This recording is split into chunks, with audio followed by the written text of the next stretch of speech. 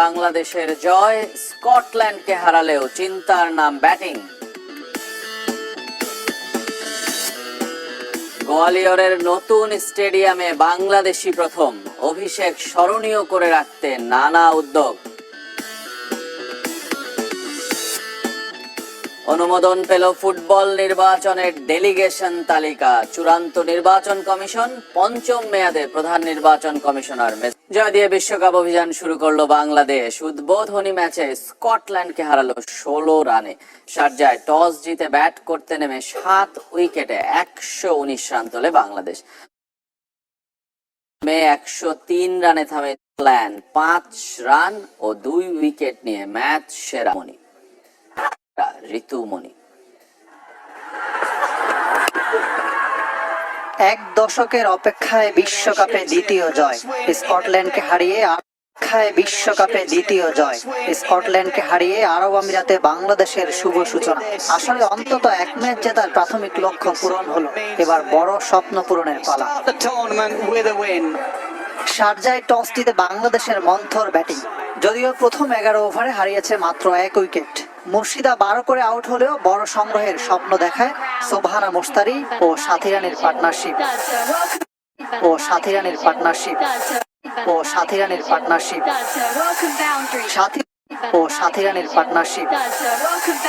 সাথী 29 করে ফিরলে 42 রানে জুটি ভাঙে।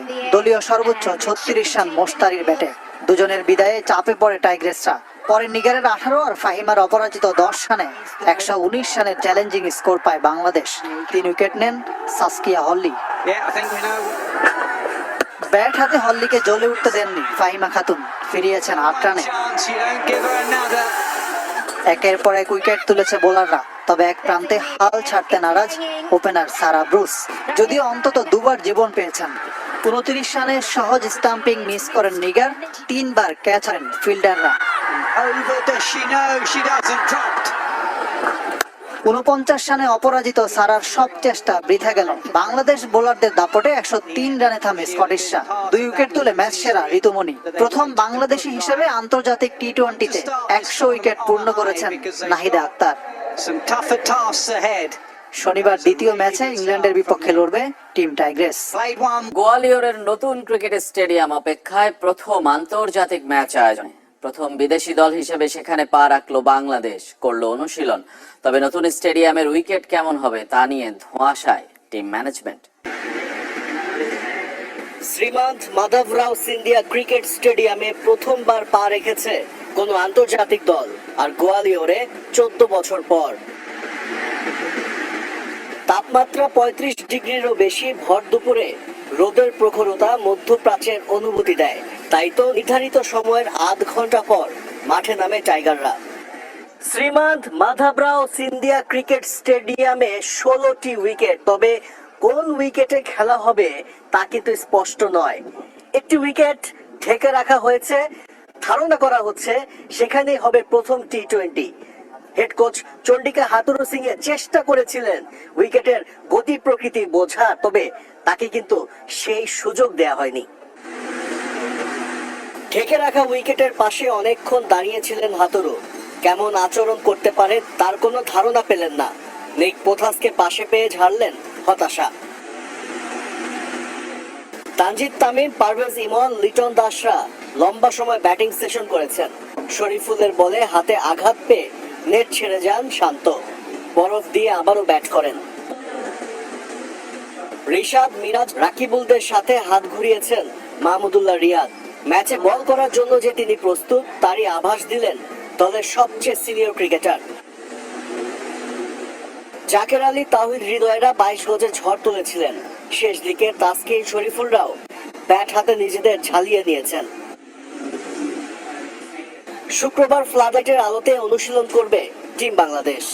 ঐতিহ্যের নগরী গোয়ালিয়রে ফিরছে ক্রিকেট, আর তা স্মরণীয় করে রাখতে নানা আয়োজন সিন্ধিয়া পরিবারের, যাদের রাজত্ব এই শহরে। সেই পরিবারের যুবরাজ মহানারিয়ামান রাও সিন্ধিয়া জানিয়েছেন, সঙ্গীত, সংস্কৃতি আর খাবার সবকিছুই তুলে ধরা হবে ভারত ও বাংলাদেশ দলের সামনে। ভারতের ঐতিহাসিক শহর গোয়ালিয়র দুর্গ, রাজপ্রাসাদ আর স্থাপত্য শৈলীর সংমিশ্রণে ঐতিহ্যের নগরী। দীর্ঘদিন পর যার সঙ্গে মিশে আছে আন্তর্জাতিক ক্রিকেট, শহরের ঐতিহ্য ও সংস্কৃতি ফুটিয়ে তোলার চেষ্টা থাকবে ঐতিহাসিক ম্যাচটিতে। সঙ্গে ম্যাচের আগে কনসার্ট, যেখানে ভারতের জনপ্রিয় শিল্পীর পাশাপাশি থাকবে স্থানীয় পারফর্মাররাও। এছাড়া ডিজে ও লাইট শো।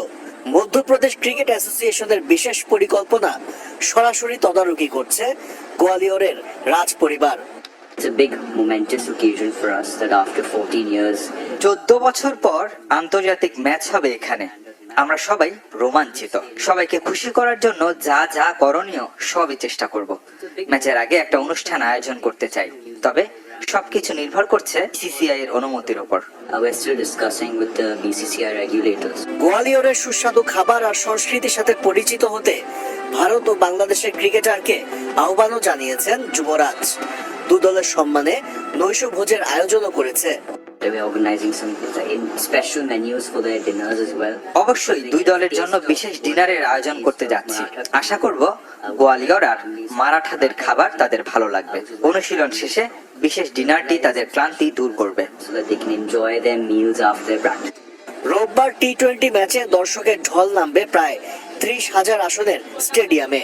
তাদের জন্য বিনামূল্যে পানি, সেলফি বুথ সহ থাকবে নিরাপত্তা। ভারতের বিপক্ষে টেস্ট সিরিজ শেষে দেশে ফিরেছেন ক্রিকেটাররা, যেখানে সঙ্গী হয়েছেন নাহিদ রানাও। এই পেসারের প্রশংসা করেছেন ভারতীয় তারকা বোলার জসপ্রীত বুমরা। পাকিস্তানকে হারাতে পারলেও কেন রোহিত কোহলিদের কাছে ছন্ন ছাড়া বাংলাদেশ, সে কারণ জানিয়েছেন নাহিদ রানা। পাকিস্তানে ঐতিহাসিক সিরিজ জয়, ভারতে গিয়ে বিবর্ণ টিম বাংলাদেশ।